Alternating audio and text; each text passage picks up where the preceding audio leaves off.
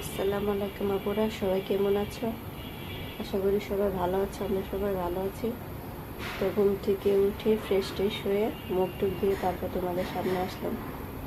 এই যে এখানে চার পানি বসাইছি আর এখানে রুটির পানি বসাইছি। তো চা পাতা নেই, আম্মা ঘুমায়, ঘুম থেকে উঠে চা পাতা আনবে আর আমি কি কাজ বাজ করছি সেটা দেখতে থাকো, তোমাদের দেখাচ্ছি।